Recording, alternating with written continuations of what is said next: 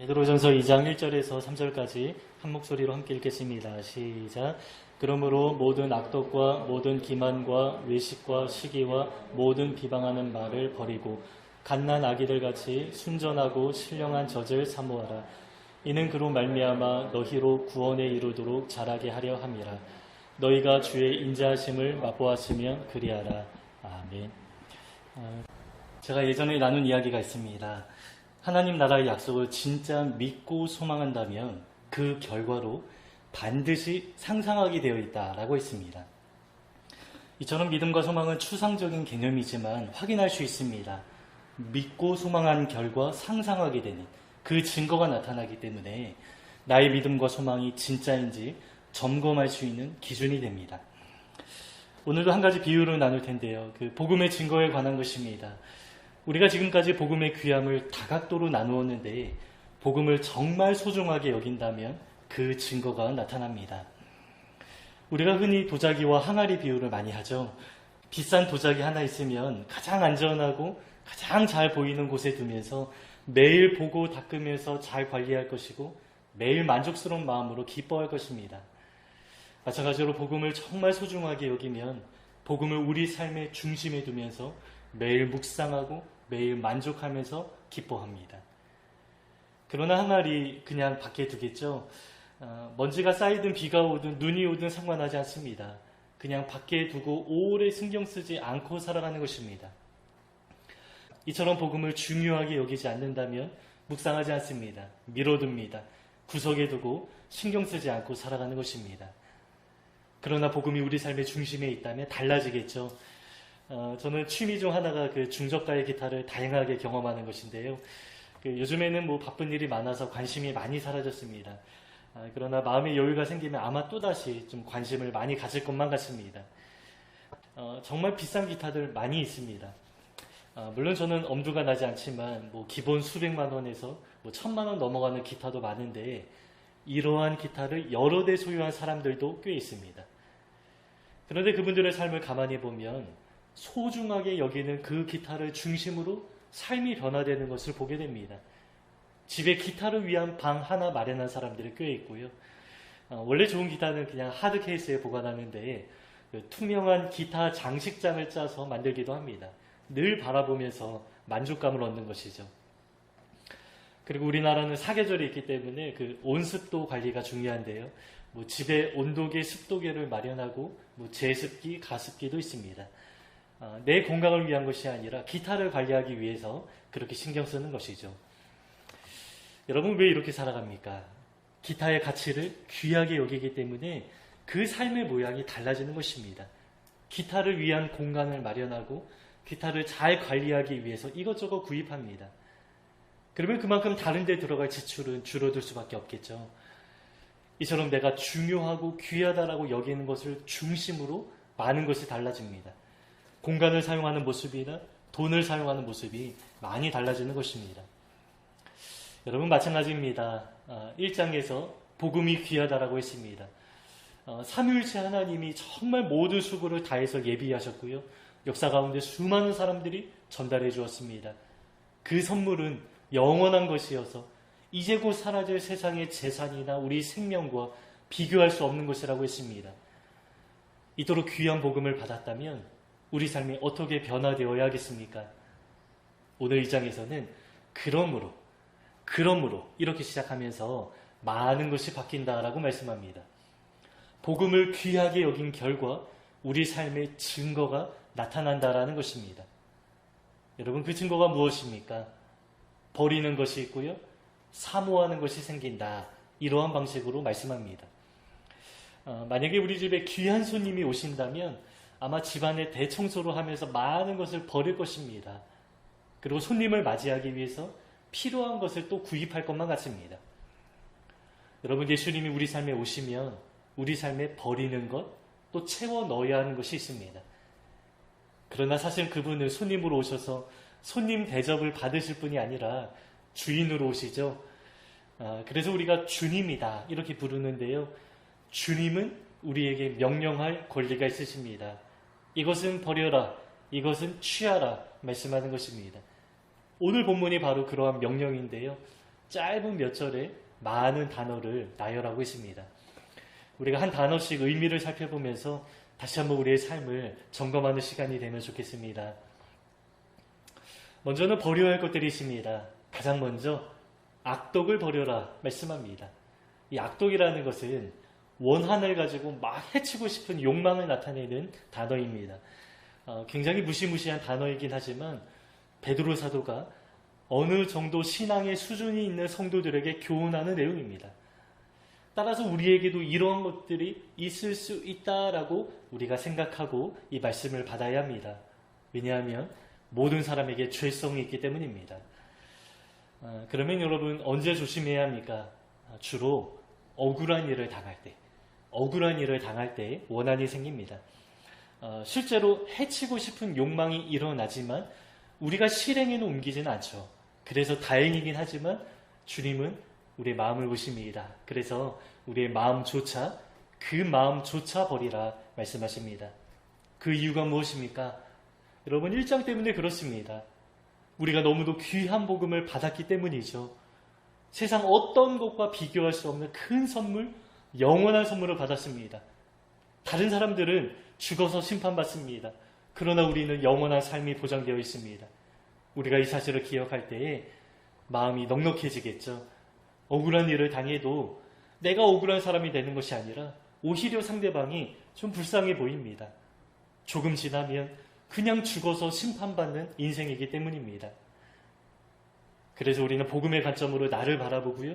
또 복음의 관점으로 상대방을 바라봐야 합니다. 본문에선 그러므로 버리라 말씀하는데요. 복음 받았으니 복음의 관점으로 상대방을 바라볼 때에 우리의 악독을 버릴 수 있다. 이렇게 말씀하는 것입니다. 그리고 혹시 우리 마음 가운데 악독을 품어본 기억이 잘 나지 않는다면 우리는 그만큼 복음으로 새로운 삶을 살아가고 있다라는 증거가 됩니다. 그리고 때로 악독이 생겨도 기도하면서 풀어야지, 복음의 관점으로 상대방을 바라봐야지 생각하면서 해결해 나가는 과정이 있다면 그 또한 복음으로 살아가는 증거가 되는 것이죠. 이러한 방식으로 우리의 삶을 점검할 수 있습니다. 우리 두 번째 단어로 보시겠습니다. 두 번째 단어에서는 기만이다 이렇게 말씀하고 개역 한글에서는 괴휼이다 이렇게 말합니다. 우리는 괴휼, 기만 이러한 단어를 잘 사용하지 않는데 제가 좀 찾아보니까 여러 가지 의미가 있습니다. 믿기, 덧, 올가미에 해당하는 단어입니다. 누군가를 의도적으로 거짓으로 속여서 사람을 곤경에 빠뜨리려는 마음의 계획을 말하는 것입니다. 제가 믿기, 덧, 올가미라고 했는데요. 우리가 한번 생각해 보시면 각 단어로 만들어진 영화가 다 있습니다. 그런데 그 영화들은 다 스릴러, 공포 영화에 속하겠죠. 실제로 세상 사람들의 모습입니다. 영화가 현실을 뛰어넘지 못한다라고 하는데요. 이 말은 현실이 영화보다 더 잔혹하다라는 말입니다. 그래서 거듭나지 않은 사람들의 마음 가운데는 괴휼, 기만이 있습니다. 물론 실제 행동으로 옮기는 사람은 소수이겠지만 그 마음을 품고 살아가는 세상의 사람들이 많이 있다는 것입니다. 이 단어는 조금 심각한 단어여서 제가 어떤 식으로 좀 점검해야 할지는 잘 모르겠습니다. 그러나 마찬가지입니다. 우리 삶과 거리가 멀다면 어떻습니까? 이미 우리는 거듭난 사람으로서 복음을 중심에 두고 살아가고 있다 확인하게 되는 것입니다. 그런데 이어서 나오는 단어는 어쩌면 조금 면밀하게 살펴야 하는 단어인지도 모르겠습니다. 강도가 조금은 약하지만 그래도 주님이 정말 싫어하는 모습입니다. 먼저 외식을 말씀하는데요. 복음서에서 예수님이 종종 지적하신 내용이죠. 주로 바리새인들을 향해서 외식하는 자들이다 말씀하면서 비판하고 논쟁도 많이 하셨습니다. 겉과 속이 다른 것인데요. 겉으로 드러나는 행위는 상당히 종교적이고 윤리적이고 도덕적으로 보이지만 이들의 마음은 어떻습니까? 회칠한 무덤 같다라고 말씀하죠. 깔끔하게 페인트 칠을 했지만 그 안에는 시체 썩는 냄새가 난다라는 것입니다. 그러나 사람들 앞에서 윤리적으로 도덕적인 행위를 드러내 보이기 때문에 스스로도 속습니다. 스스로 좋은 사람이다 착각하는 것입니다. 그런데 여러분, 이러한 외식은 대충 신앙생활하는 사람이 아니라 열심 있는 신앙인들에게서 많이 발견하게 됩니다. 제가 예전에 그랬습니다. 참 이상합니다. 제 삶에 하나님의 은혜를 가장 많이 경험했을 때 외식도 많이 나타났던 것 같습니다. 은혜를 받아서 성령의 열매도 많이 나타났지만 은혜로 인해서 나타나는 선한 행위들이 저의 죄성과 결부되어서 외식하게 만들었던 것입니다. 물론 처음에는 그렇지 않았습니다. 순전한 마음으로 봉사하고 기도하고 또 순전한 마음으로 말씀 보면서 살아가는데 제가 그렇게 하나님 앞에 바른 행위를 가지고 살아가려고 노력하다 보니까 그렇지 않게 살아가는 사람들이 선명하게 보이는 것입니다. 그래서 아주 쉽게 판단하고 쉽게 비판하게 되었는데요. 저의 판단력이 좋았던 것이 아닙니다. 교만했기 때문에 쉽게 판단했던 것이죠. 그래서 우리 삶에 은혜가 임하는 동시에 잘 분별해야 하는 것이 바로 외식입니다. 여러분, 하나님은 우리의 겉모양뿐만 아니라 우리 마음의 중심을 보십니다. 그러나 우리 사람들은 겉으로 드러나는 행위를 봅니다. 행위를 가지고 서로 비교하기도 합니다.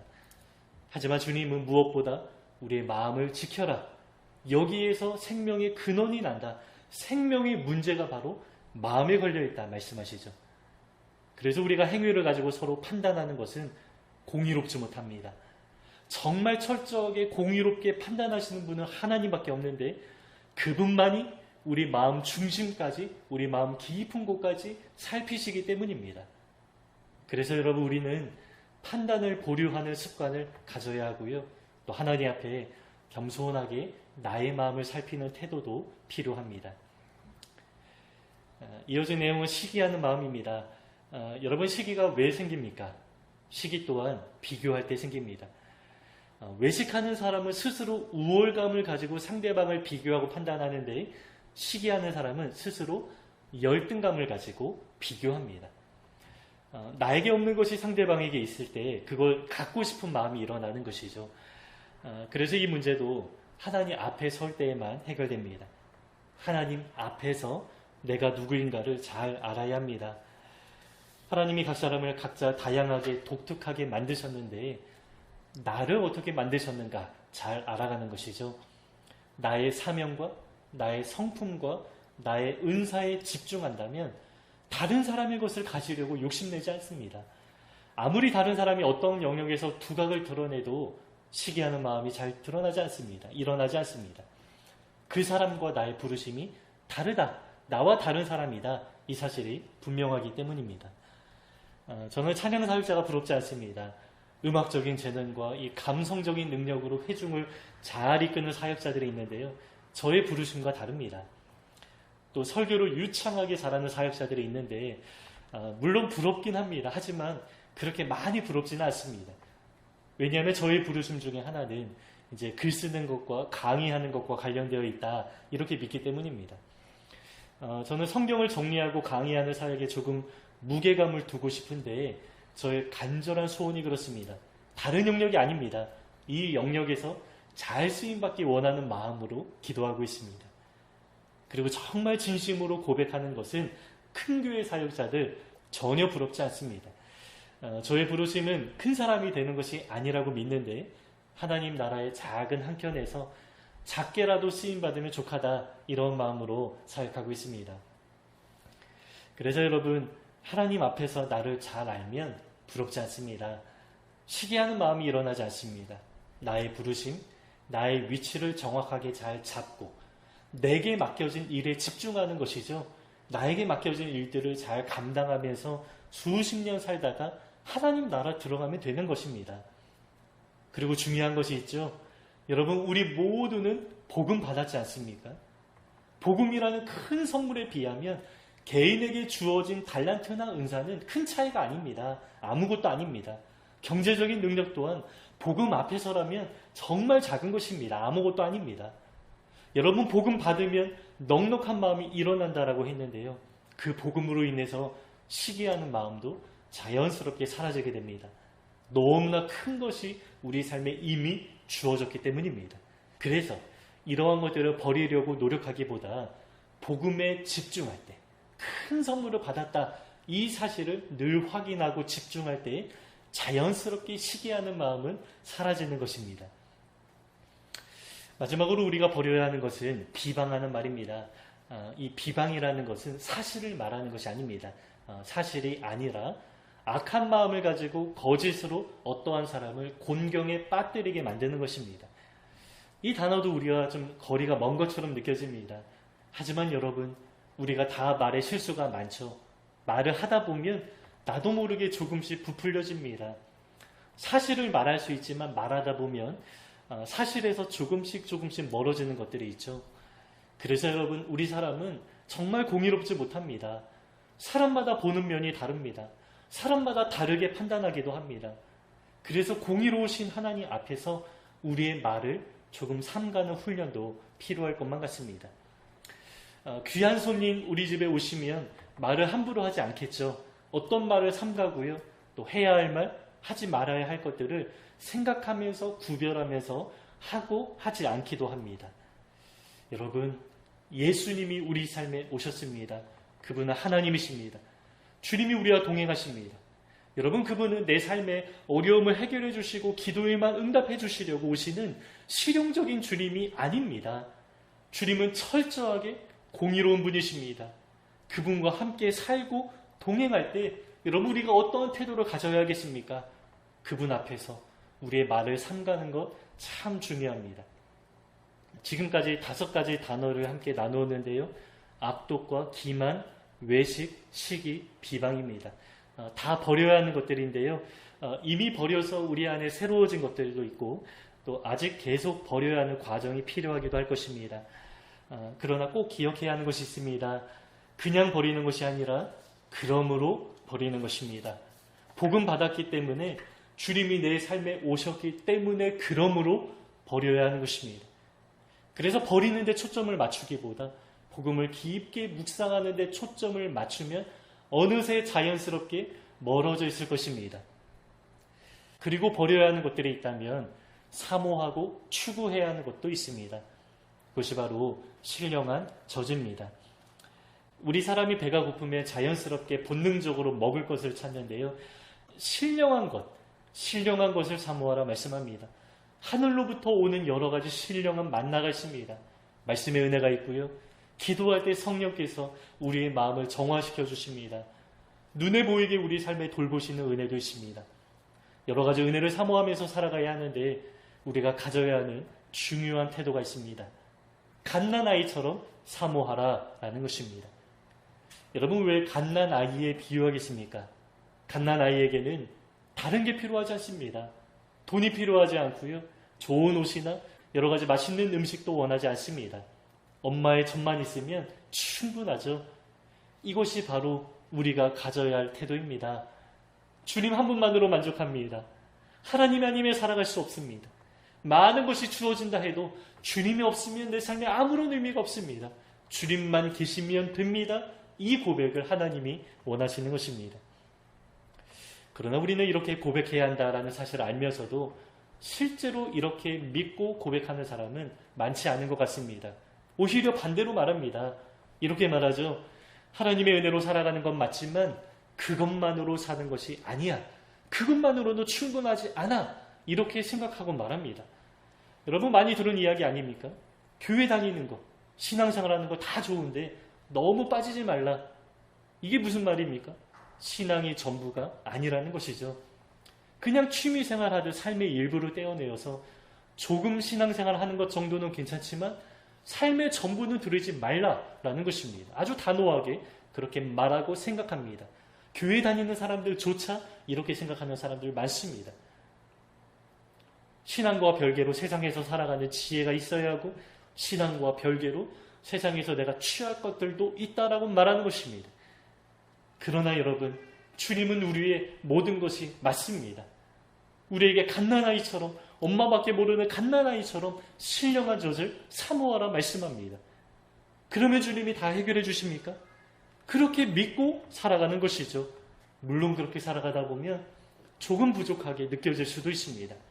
왜 그렇습니까? 실제로 부족한 것이 아니라 우리의 욕심 때문에 그렇습니다. 하지만 여러분, 일용할 양식은 채우시고 먹을 것과 입을 것 주신다 말씀하십니다. 그리고 자족하면서 살아가되 먼저 그의 나라와 그의 의를 구하라 우리에게 말씀하십니다. 그런데 여러분, 우리가 돌아보면 이러한 고백 여러분 해본 적 있지 않습니까? 뭐 수련회나 어느 집회에서 성령으로 충만할 때에 이러한 고백을 드립니다. 마치 이 첫사랑의 고백과 비슷합니다. 주님만으로 만족합니다. 주님만 계시면 충분합니다. 돈은 조금 부족해도 은혜가 없으면 안 됩니다. 하나님이 아니면 나는 조금도 살아갈 수 없습니다. 우리가 은혜로 충만할 때에 이러한 고백을 드립니다. 누가 설득하지 않아도 이 고백이 당연하게 느껴지고 실제로 믿고 그렇게 살아갑니다. 그러나 이 고백이 지속적이지 않죠. 때로 식어지고요. 때로 세상에 욕심이 생기고요. 또 때로 주님에 대한 오해가 생기기도 합니다. 기도의 응답이 없을 때 원망하는 마음이 일어나기도 하고 또 하나님이 멀리 계신 것 같은 느낌이 들기도 합니다. 그러나 여러분 3절에서 이렇게 말씀하십니다. 너희가 주의 인자하심을 맛보았으면 그리하라. 주의 인자하심을 맛보았으면 그리하라. 과거에 너희가 경험한 것이 있지 않냐? 과거의 경험을 기억하면서 그리하라. 그때의 마음과 삶의 모습을 유지하면서 그리하라. 이어가라. 이러한 의미입니다. 신명기에서도 과거 출애굽의 역사를 상기시키면서 계속해서 기억하라 말씀합니다. 그래서 우리가 하나님의 은혜와 첫사랑의 고백을 기억하는 것 정말 중요합니다. 그러면 여러분, 이 고백을 어떻게 유지할 수 있겠습니까? 요한계시록에 보면요, 에베소 교회를 향해서 책망하는데 우리가 잘 아는 말씀입니다. 너희가 처음 사랑을 버렸다라고 말씀합니다. 그러면서 어떻게 회복할 수 있는지 처방하는 내용이 이어서 나옵니다. 처음 사랑을 버렸다, 처음 행위를 회복하라. 왜 이렇게 말씀합니까? 첫사랑은 첫 행위로 드러나기 때문입니다. 우리는 말로만 사랑하지 않습니다. 우리가 행동하는 만큼 그만큼 하나님을 사랑하는 것입니다. 하나님의 말씀에 순종하는 만큼 우리는 하나님을 사랑하는 것입니다. 따라서 여러분 처음 행위를 회복할 때 처음 사랑도 회복됩니다. 사랑해서 행위가 증거로서 나타나지만 행위를 회복하면 그 견인차 역할을 하는 것입니다. 사랑하는 마음도 회복이 됩니다. 왜냐하면 우리 마음과 행동이 연결되어 있기 때문에 그렇습니다. 저는 자유롭게 기도할 때가 있는데요. 때때로 이제 시간과 장소를 정해놓고 기도하기도 합니다. 처음 주님을 만났을 때 정확히 밤 9시가 되면 근처 교회에 가서 기도했습니다. 그리고 작년에는 9시 50분에 알람을 맞춰놓고 기도하기도 했습니다. 그런데 지금은 삶의 변수가 많아서 그렇게 하지 못하는데요. 오늘 말씀을 보면서 또다시 저의 행위를 점검하게 됩니다. 우리가 때로 이렇게 생각하기도 하죠. 율법적인 것이 아닌가. 그냥 조금 편하게 유연하게 조금 자유롭게 신앙생활하면 안 되나 생각하기도 하지만 이러한 생각이 스며들면서 삶의 습관이 무너지고 그 습관이 어디에까지 영향을 미칩니까? 마음까지도. 하나님을 사랑하는 마음까지도 영향을 미치게 된다. 이렇게 말씀합니다. 우리가 처음 하나님을 만나고 경험할 때 아주 자연스럽게 기도하고 싶어하고 자발적으로 우리가 기도하는 자리와 시간을 만들어서 살아가는데요. 우리는 때로 기도 시간을 정해서 훈련하면서 기도하고 말씀도 봐야 합니다. 눈에 보이지 않는 하나님을 사랑하는 마음이 지속적이지 않기 때문입니다. 그래서 우리 안에 연습하고 훈련하는 것도 필요합니다. 계시록에서 처음 사랑을 회복하는 비결이 처음 행위를 갖는 것이라고 했습니다. 행위를 통해서 말씀과 기도의 시간과 자리를 가지면 그 시간을 통해서 우리의 마음이 변화되고 우리의 마음이 회복되는 것까지도 경험하게 되는 것이죠. 그러면서 지속적인 삶의 변화가 나타나고 거룩하게 되는 과정을 밟아가는 것입니다. 오늘 본문은 그러므로 라는 접속사로 시작했습니다. 귀한 복음, 영원한 복음을 받았으니 그러므로 우리 삶의 변화가 나타나야 합니다. 악독과 기만과 외식과 시기와 비방하는 말을 버려야 하고요. 갓난아이처럼 신령한 젖을 사모하면서 주님만으로 충분합니다. 고백하면서 살아가야 합니다. 또한 이 삶이 지속적이어야 하는데 과거 은혜를 기억하면서 그리하라 처음 행위를 다시 회복하면서 처음 사랑 또한 우리 안에 다시 회복되고 오히려 더욱 깊어져야 합니다. 이 은혜가 우리 삶 가운데 진하게 드러나시기를 주님의 이름으로 축복합니다. 오늘 말씀 다시 한번 읽고 마치겠습니다. 우리 1절부터 3절까지 다시 읽겠습니다. 시작. 그러므로 모든 악독과 모든 기만과 외식과 시기와 모든 비방하는 말을 버리고 갓난 아기들같이 신령한 젖을 사모하라. 이는 그로 말미암아 너희로 구원에 이르도록 자라게 하려 함이라. 너희가 주의 인자하심을 맛보았으면 그리하라.